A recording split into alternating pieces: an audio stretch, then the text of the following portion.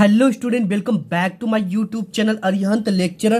Guys, आज की इस वीडियो में 7 मार्च को जो आपको पेपर आ रहा है ना, तो ये पेपर मैं आपके लिए लेकर आ गया हूँ। अगर आप इस पूरे पेपर को तैयार कर लेते तो आपका 70 में 70 नंबर बिल्कुल पक्का हो जाएगा।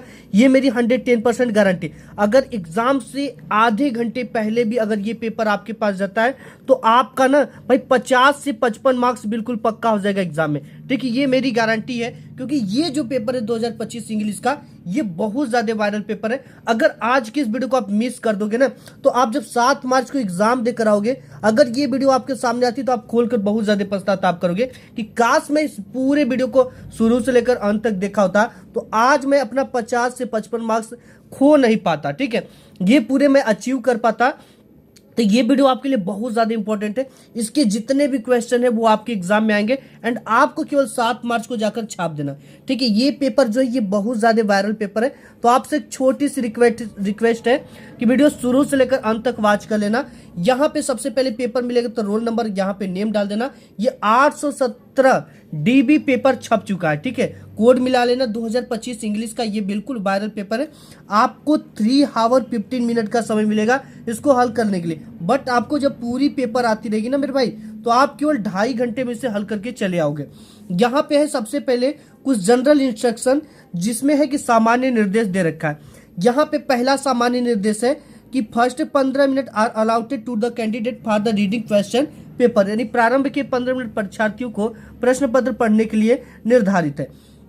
एंड इसके बाद दूसरा क्वेश्चन यहाँ पे दे रखा है, ऑल क्वेश्चन आर कंपलसरी, सभी प्रश्न करने आपको अनिवार्य है। एंड यहाँ पे तीसरा दे रखा है कि this question paper is divided into 2 part, part A and part B. इसके बाद है चौथा कि part A consist of 20 multiple choice question carrying 1 marks each. जो आपका पार्ट ए मिलेगा उसमें 20 अंक के 20 बहुविकल्पी क्वेश्चन देगा। इसके बाद यहाँ पे वी नंबर है, यानी 5वां है कि read the question wise instruction and marks your answer on the given OMR sheet, do not erase cut or use whitener on the OMR sheet. यानी कि क्वेश्चन वाइज कुछ निर्देश दे दिया गया है, सिंपली उसको पढ़ के ही नीचे दिए गए क्वेश्चन का आंसर आपको OMR शीट पर देना है। और जो आंसर आप OMR शीट पे टिक कर देते हो उसे काटना नहीं है, व्हाइटनर, इरेजर आदि का उपयोग आप नहीं कर सकते हो। इसके बाद यहाँ पे नेक्स्ट 6वां नंबर कि part B consist of descriptive type के क्वेश्चन, यानी पार्ट बी में आपको वर्णनात्मक टाइप के प्रश्न देखने को मिलेगा। एंड यहाँ पे 7वां निर्देश है कि मार्क्स आर इंडिकेटेड अगेंस्ट इस क्वेश्चन, कौन सा क्वेश्चन कितने मार्क्स का है ये उसके आगे लिख दिया गया। यहाँ पे प्यारे बच्चों आपको शुरू होता है पार्ट ए, जिसमें आपको मिलता है मल्टीपल टाइप के क्वेश्चन। ठीक है, मल्टीपल चॉइस क्वेश्चन यानी बहुविकल्पी प्रश्न, ऑप्शनल प्रश्न, ये होगा 20 मार्क्स का। इसमें एक एक क्वेश्चन एक एक मार्क्स के होंगे। इसके लिए बोर्ड आपको 1 घंटे का समय प्रोवाइड करेगा, बट आप इसे केवल आधे घंटे में ही हल कर लोगे। यहाँ पे सबसे पहले है कि question 1 2 3 read the following passage carefully and answer the question that follow choosing the correct option. आपको सिंपल कुछ भी नहीं करना है। ये जो पैसेज दिया गया, इस पैसेज को जब आप पढ़ोगे, ठीक है, ये पढ़ने के बाद ही आपको इस क्वेश्चन का आंसर देना है। पहला क्वेश्चन दे रखा है इसमें कि which one of the following statement sums of the meaning of the passage, यानी जो इसमें आया हुआ है सम्स, इसकी मीनिंग क्या है, इसका मतलब क्या आया हुआ है। तो यहाँ पे दे रखा है luck wait without extraction but labour exert without waiting, या यहाँ पे है कि luck wait and the complaint without working while labour achieve success although it's complaint. Next यहाँ पे कि luck is self indulgent but labour is selfless. अब यहाँ पे luck often ends in the defeat but labour produce luck. तो कौन सा option यहाँ पे आपका करेक्ट होगा, ये वाला, luck wait and the complaint without working while labour achieve successful success although it's complaint. Option number आपका बी करेक्ट हो जाएगा। दूसरा क्वेश्चन देखते हैं। इसमें दूसरा क्वेश्चन आया कि which one of the statement is true about the passage, passage के अनुसार किसका कथन सत्य है। तो जब आप इस पैसेज को पढ़ोगे तो इसमें यहाँ पे डी वाला ऑप्शन है कि success is the exactly proportion to hard work, यानी जो सफलता है वो हार्ड वर्क पे निर्भर है। ऑप्शन नंबर डी आपका करेक्ट हो जाएगा। नेक्स्ट देखते हैं क्वेश्चन, यहाँ पे है तीसरा नंबर क्वेश्चन दे रखा कि which word in the passage is opposite of failure. ठीक है, इस पैसेज में फेल्योर का जो अपोजिट आया हुआ है वो क्या आया हुआ है? इसमें फेल्योर का अपोजिट सक्सेस आया हुआ है। क्या आया हुआ है? सक्सेस। ठीक है, बार बार आप इसमें पढ़ोगे सक्सेस मिलेगा देखने को। इसके बाद यहाँ पे है कि question 4 to 8 choose the correct option to answer the following. यहाँ पे चौथा क्वेश्चन है as soon as I reach the school the bell rings हो गया, कि रैंग होगा, कि विल रैंग होगा, कि हैज रंग होगा। तो यहाँ पे चौथे में आपका बी वाला करेक्ट होगा, रैंग, यानी बज गया था। जब मैंने स्कूल पहुंचा तब जो बेल था वो बज चुका था, तो rang option number B correct हो जाएगा। पांचवा क्वेश्चन दे रखा है यहाँ पे कि he had to repent what he had done. ठीक है, अगर वो रिपेंट है तो वो क्या कहा जाएगा? एट लगेगा, ऑफ लगेगा, ओवर लगेगा या फार लगेगा। ठीक है, तो यहाँ पे आपका क्या लगेगा? ओवर लगेगा, ऑप्शन नंबर सी। यानी he had to repent over what he had done, मतलब ज्यादा ही वो कर दिया था। ठीक है, छठवां नंबर क्वेश्चन है कि the Ganga is a holy river identify the adjective. इसमें एडजेक्टिव कौन है? जो विशेषता को बता रहा है। रिवर है, ए है, हॉली है, इज है। तो प्यारे बच्चों यहाँ पे आपका जो हाली है विशेषता क्या बता रहा है? हॉली। एडजेक्टिव मतलब जो विशेषता बताता हो, हाली मतलब पवित्र विशेषता बता रहा है, तो ऑप्शन नंबर सी करेक्ट हो जाएगा। सातवां क्वेश्चन आपका आएगा एग्जाम में कि rearrange the following word cluster to make a meaningful sentence. यानी कि ये जो आपका आया हुआ है, ठीक है, ये क्या है? एक तरह से इधर उधर करके लिखा गया है। अब हमको इसको ट्रांसलेट करके एकदम बिल्कुल सही जगह पे लिखना है। ठीक है, जैसे पहले सब्जेक्ट होगा, उसके बाद हेल्पिंग वर्ब होगा, ठीक है, फिर ऑब्जेक्ट होगा, फिर अदर वर्ड होगा। तो यहाँ पे कौन सा ऑप्शन इसमें करेक्ट होने वाला? He a lot of money borrow from me, he borrow a lot of money from me, he from me borrow a lot of money, he a lot of money from me borrow. तो यहाँ पे आपका जो correct answer होगा वो ये होगा। ठीक है, सबसे पहले यहाँ पे सब्जेक्ट लगाया है, फिर आपका वर्ब लगाया है बारो a lot of money from मी। ठीक है, तो ऑप्शन नंबर आपका बी इसमें करेक्ट हो जाएगा, ये सही बना है। पहले ये होगा ही, इसके बाद बारो होगा, उसके बाद ए लॉट ऑफ मनी। ठीक है, ऑफ मनी फॉर मी, तो ये वाला फ्रॉम मी ये करेक्ट हो जाएगा। ठीक है, आठवां नंबर क्वेश्चन है कि which of the following word in misspelled. कौन सी वर्तनी जो है वो शुद्ध नहीं है? बिलीव शुद्ध नहीं है, अचीव शुद्ध नहीं है, कि रिसीव शुद्ध नहीं है, कि डिसीव शुद्ध नहीं है। तो यहाँ पे आपका जो ये रिसीव है ना, ये शुद्ध तरीके से नहीं लिखा गया है। ठीक है, अब इसके बाद नेक्स्ट देखते हैं क्वेश्चन। यहाँ पे क्वेश्चन है 9 to 10 कि read the passage carefully and choose the correct option to answer the following question. यहाँ पे इस पैसेज को आपको पढ़ना है एंड इसके नीचे के 3 बहुविकल्पी को आपको बताना। जैसे यहाँ पे I knew that the oppressor must be liberated just as surely as the oppressed, a man who take away another man freedom is a prisoner of a hatred, is he is locked behind the bars of the produced and narrow mindedness। ठीक है, अब इसको पढ़ने के बाद who according to Mandela is not free, एक Mandela के अनुसार कौन फ्री नहीं है, ये हमको बताना है। ठीक है, तो यहाँ पे दे रखा ऑपरेसर है कि ऑपरेस्ड है, कि बोथ ए एंड बी है, कि नॉन ऑफ द एबव है। तो आपका जो बोथ ए एंड बी है, यानी कि जो ऑपरेसर है और जो ऑपरेस्ड है, दोनों ही एक तरह से फ्री नहीं है। तो बोथ ए एंड बी आपके 9वां का करेक्ट हो जाएगा। 10वां क्वेश्चन है कि a man who take away another man freedom is, वह आदमी जो दूसरी की स्वतंत्रता को ले लेता वो वाइट है, क्रिमिनल है, ए प्रिजनर ऑफ ए हैटर्ड है, कि ड्यूड व्यक्ति है। तो वो जो व्यक्ति होगा प्यारे बच्चों वो होगा ए प्रिजनर ऑफ ए हैटर्ड। ठीक है, ऑप्शन नंबर सी करेक्ट हो जाएगा। इसके बाद नेक्स्ट क्वेश्चन दे रखा है, यहाँ पे सभी क्वेश्चन आप अच्छे से तैयार कर लेना। ठीक है, choose the correct option to answer the following question. According to Mandela what is the greatest wealth of a nation. Mandela के अनुसार कौन सा देश के लिए सबसे स्वस्थ चीज है, धन है। ठीक है, मिनरल्स है, जेम्स है, डायमंड है, कि पीपुल है। तो इसके अनुसार जो वहाँ के लोग हैं वो सबसे महान धन है उस देश के लिए। ठीक है, तो 11 का आपका क्या करेक्ट हो जाएगा? डी। इसके बाद 12 नंबर क्वेश्चन है कि what did Lencho think of the post office employees. Lencho जो था वो ऑफिस एम्प्लॉयज के बारे में क्या सोच रहा था, क्योंकि लेंचो ने 100 पीसेज मांगा था भगवान से, लेकिन 70 पीसेज मिला, तो वो सोचा कि कहीं ना कहीं एम्प्लॉयज जो है वो क्या कर लिया, बंच ऑफ क्रूक। ठीक है, क्या है? बंच ऑफ क्रूक्स, मतलब पैसा जो है वो चोरी कर लिया गया या निकाल लिया गया, भगवान ने पूरा पैसा भेजा था। फिर अब कंप्लेन भी करता भाई वो। अब यहाँ पे है why does Anne wants to keep a diary. Anne जो थी वो डायरी में क्या चाहती थी, क्यों चाहती थी? ठीक है, क्यों रखा रहती थी अपने डायरी अपने पास? ठीक है, क्योंकि देखो यहाँ पे देखा, she has no close friend, she loves to write, she wants people to read about her letter, she likes the idea of it. तो देखो वो जो चाहती थी उसके पास कोई भी क्लोज फ्रेंड नहीं थे।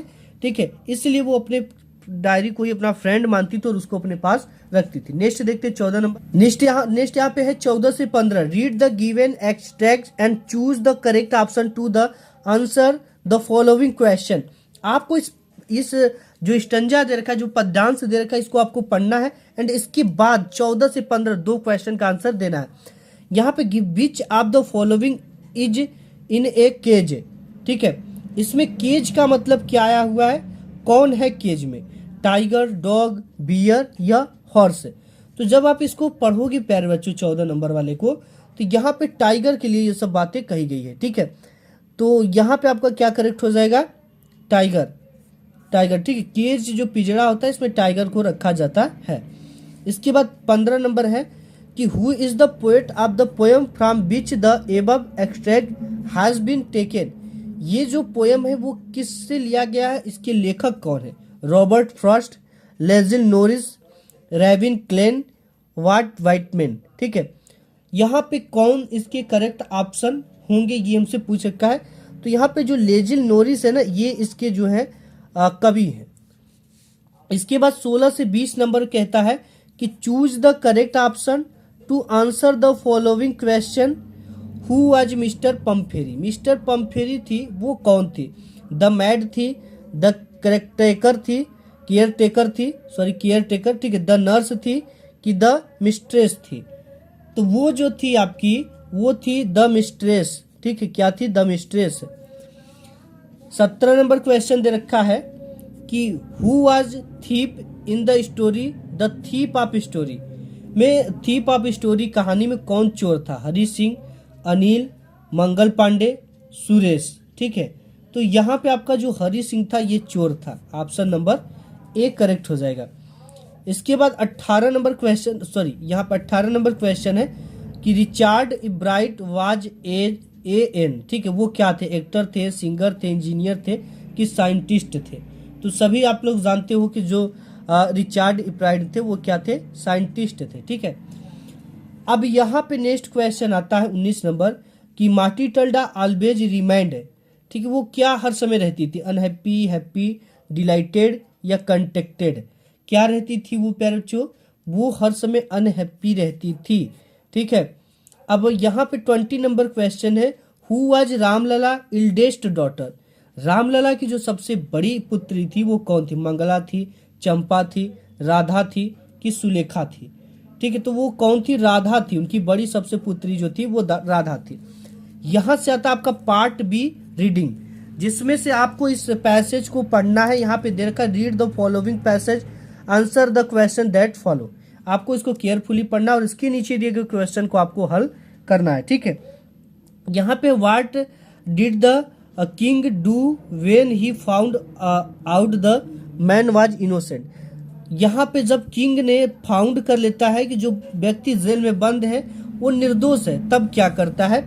यहाँ पे लिखा है, देखो यहाँ पे ठीक है, ये when the king visited the jail he told him that he was innocent. इतना वो निर्दोष फाइंड करता है। तो यहाँ से आंसर आपका शुरू है कि the king found out that is was true, the king gave him a some money and set them free. उसको कुछ पैसा देता है और उसको फ्री स्वतंत्र कर देता है जब जान जाता है कि ये व्यक्ति निर्दोष है। बहुत इंपॉर्टेंट पैसेज है, इसको तैयार कर लेना। और यहाँ पे कि why was the shopkeeper surprised. Shopkeeper था वो सरप्राइज्ड क्यों हो गया? The shopkeeper was surprise then the man said to him if you, ना यहाँ पे है, ठीक है, इसका आंसर इसी पैसेज से ही शुरू होगा। देखो यहाँ पे है, देखो यहाँ पे है, ठीक है, were kept in cage for sale, he purchase all the birds from the shopkeeper, ठीक है, यहाँ से शुरू होगा कि he purchase all the birds from the shopkeeper and set them free, at this the shopkeeper was surprise, यानी सभी पक्षी को खरीदता है और उसे फ्री कर देता है, पिंजरा खोलकर उसे उड़ा देता है। यह चीजें देखकर दुकानदार सरप्राइज हो जाता है, आश्चर्यचकित हो जाता है। सी नंबर है, व्हाट डिड द मैन से द शॉपकीपर, यानी आदमी ने शॉपकीपर से क्या कहा। तो यहाँ पे है कि the man said to him, यानी शॉपकीपर से बोला, if you had been in prison like me for no fault, अगर तुम भी जेल में होते मेरी तरह और बिना किसी दोष के, you would have done to the same, और जैसे मैंने आपकी पक्षी को खरीद के उड़ा दिया, आप भी यही चीजें करते, ठीक है। अब यहाँ पे है कि which word in the passage is opposite of sold, sold का अपोजिट इसमें क्या आया हुआ है, ठीक है। तो यहाँ पे है परचेज, परचेज मतलब होता है खरीदना और सोल्ड मतलब भी होता है बेचना, ठीक है। तो खरीदना का बेचना का जो अपोजिट विलोम शब्द है वो खरीदना हो जाएगा परचेज। नेक्स्ट देखते हैं, नेक्स्ट आपका यहाँ पे दूसरा क्वेश्चन दे रखा है इसके बाद आ जाता है आपका राइटिंग। राइटिंग में कि write a letter to your father requesting him to send you 3000 rupees for the purchasing the books, यानी किताब खरीदने के लिए अपने फादर से 3000 रुपए की डिमांड करो। अगर ये नहीं आता लेटर लिखने तो एप्लीकेशन का भी ऑप्शन है, write an application to the principal of your school complaining that the water tank in the school are not being cleaned regularly, यानी कि जो वाटर टैंक है उसकी नियमित सफाई नहीं हो रही है, इसके लिए अपने प्रधानाचार्य को एक प्रार्थना पत्र लिखिए। अब यहाँ पे आता है रिपोर्ट और आर्टिकल, बस से सबसे ज्यादा आर्टिकल करते हैं। यहाँ पे है कि write A report on election seen in about 80 to 100 word. आपको 6 नंबर का ये पूछा है कि इलेक्शन सीन क्या होता है, इसके बारे में 100 वर्ड लिखो, जो चुनाव होता है उसके लिए। टाइम एंड प्लेस क्या है, scene around the polling station की क्या है, scene inside the polling booths, polling method arrangement by the administrator. या तो अगर ये नहीं जानते तो इसको भी आप कर सकते हो, जो कि आपका आता है आर्टिकल राइटिंग। ये दे रखा है write an article on the importance of taking regular exercise, regular exercise very important है तैयार करना, in about 80 to 100 words on the basis of the hints given below. ये नीचे हिंट्स दे रखा है, उसी के अकॉर्डिंग आपको क्या करना है, लिखना है। सबसे पहले इंट्रोडक्शन लिखना है, कीप्स आवर बॉडी एक्टिव है, tension free and happy all day long, better construction on the studies, यहाँ पे कंक्लूजन है, ठीक है। अब आपका आता है यहाँ पे ग्रामर। ग्रामर में है पहला कि my friend said to me please give me your book for 3 days। तो यहाँ पे ये प्लीज का मतलब है जब भी आ जाते यहाँ पे रिक्वेस्ट किया गया है तो सेड टू की जगह पे लिख देंगे माई फ्रेंड रिक्वेस्टेड मी, और प्लीज को हटाकर टू लगाते थे, टू गिव, ठीक है। यहाँ पे कैसे बनाना है, यहाँ पे देखो मैंने ऑलरेडी आपके लिए बना रखा है। यहाँ पे कि my friend requested me to give, ठीक है, हिम इसका हो जाएगा क्या, मी का हिम हो जाएगा, और योर का हो जाएगा माई बुक फॉर 3 days, ऐसे, ठीक है। आपके समय बचाने के लिए हमने सब कुछ लिख रखा है। अब यहाँ पे है बी नंबर, बी नंबर दे रखा है कि change the following into passive voice, do not insult the poor, यानी पुअर का इंसल्ट मत करो। तो यहाँ पे बन जाएगा आपका let the poor not be insulted, तो यहाँ पे हो जाएगा, यहाँ पे देखो let the poor not be insulted, ये बन जाएगा। अब यहाँ पे है ट्रांसलेशन कि ईमानदार व्यक्ति सच्चाई का मार्ग कभी नहीं छोड़ता, ठीक है। द हॉनेस्ट पर्सन या द हॉनेस्ट पर्सन नेवर, ठीक है, never leave the path of truth, यहाँ पे बनेगा, देखो यहाँ पे the honest person never leave the path of truth, यानी जो ईमानदार व्यक्ति है वो सच्चाई का मार्ग कभी नहीं छोड़ता। वह परिश्रमी होता, ही इज हार्ड वर्किंग, वो परिश्रमी होता है, वह दूसरों का हिस्सा नहीं लेना चाहता। यहाँ पे है he does not want to share other, ठीक है, अदर लोगों का हिस्सा वो नहीं लेना चाहता है। वह सादा जीवन उच्च विचार पसंद करता, he is simple life high thinking, यानी कि यहाँ पे है ये देखो, सॉरी सी नहीं ही होगा, he likes simple life high thought, ठीक है, वो सिंपल जीवन जीना चाहता है और लंबी सोचों के साथ जीना चाहता है। अब यहाँ पे आता है आपका लिटरेचर, ठीक है, जो कि क्वेश्चन आंसर आता है। 5वां नंबर दे रखा है आपका, ये दे रखा है कि answer the following question in about 30 to 40 words etch. अब इसका आंसर भी हम बताएंगे आपको, ठीक है। यहाँ पे why did the post master send a reply to Lencho a first letter to address God, ठीक है। यहाँ पे लेंचो का क्या रिप्लाई पोस्ट मास्टर के द्वारा आया था जब वो भगवान को पत्र लिखा था। तो और अगर ये नहीं जानते तो आप इसको भी हल कर सकते हो। What is the greatest wealth of nation in the Mandela opinion. तो मंडेला ने बताया था कि अपने देश के लोग ही सबसे महान धन है और कुछ भी नहीं है, ठीक है। इसके बाद अगर ये नहीं आता, सॉरी, यहाँ पे आपको ए करना है, इसको करो, या तो बी, दोनों दो ठो करना है, ठीक है। यहाँ पे व्हाट डज द अनी prank say about her father and the grand mother in her diary, यानी कि जो अनी प्रैंक थी अपने डायरी में अपने ग्रैंड फादर, ठीक है, फादर एंड ग्रैंड फादर के बारे में क्या लिखी है। अगर ये नहीं आता तो आर, हाउ डिड वली से save money for the bus ticket, जो बस के टिकट के लिए पैसा मिलता था उसे जो वली थी वो क्यों सेव करती थी, वो इन फ्यूचर के लिए सेव करती थी। नेक्स्ट यहाँ पे 6वां नंबर क्वेश्चन दे रखा है, answer any one of the following in about 60 word. 4 marks का एग्जाम में आएगा, ठीक है। 60 वर्ड यानी लॉन्ग टाइप की क्वेश्चन है। What were the difficulties face by the Nelson Mandela in achieving freedom for his people, ठीक है। इसके बाद आपको किसी एक का करना है। बी भी दे रखा, व्हाई डिड अनी प्रैंक मेंटेन्ड ए डायरी। अनी प्रैंक थी वो डायरी को मेंटेन क्यों करती थी, क्यों रखती थी, चीज़ों को याद करने के लिए, और उसकी कोई क्लोज फ्रेंड नहीं थी। 7वां दे रखा है कि how has the poet observe nature in the poem dust of snow, ठीक है। इसमें डस्ट ऑफ स्नो का क्या नेचर, अगर ये सब बच्चे कोई नहीं करता, सबसे ज़्यादा ये करते, right 4 lines of any poem prescribed in your syllabus. आपके सिलेबस में दिया गया कोई भी 4 लाइन का कविता लिखिए, और आपको इस क्वेश्चन पेपर में जो कविता दिया उसे कॉपी नहीं करनी है, ठीक है। 8वां नंबर क्वेश्चन है यहाँ पे कि right the central idea of any one of the following poems. आपको किसी एक का सेंट्रल आइडिया लिखना है इसमें से, dust of snow, fog, the trees, ठीक है। जो भी आपको याद हो वो लिख लेना। इसके बाद 9वां नंबर क्वेश्चन है, answer any one of the following in about 30 to 40 words. 30 से 40 शब्दों में 3 से 4 लाइन आपको क्वेश्चन का आंसर लिखना। What was the only way to save Tricki, यानी ट्रिकी के बचाने का केवल एक साधन था, वो क्या था। इसके बाद है what kind of thief Harish Singh was. Harish Singh जो था वो किस टाइप का चोर था। 10वां में से किसी एक का आंसर देना है, ये आपकी एग्जाम में 4 नंबर का आएगा, ठीक है। 60 वर्ड यानी लॉन्ग टाइप की क्वेश्चन है। Give a character sketch of A Richard एब्राइट, और यहाँ पे बी है कि डिस्क्राइब द रोल ऑफ भोली टीचर इन हर लाइफ। तो भोली का उसके शिक्षक का जिंदगी में क्या रोल था, इसके बारे में आपको बताना है, ठीक है। तो आज के इस वीडियो में बस इतना ही, मिलूंगा एक नेक्स्ट वीडियो में। वीडियो पसंद आए तो लाइक करना,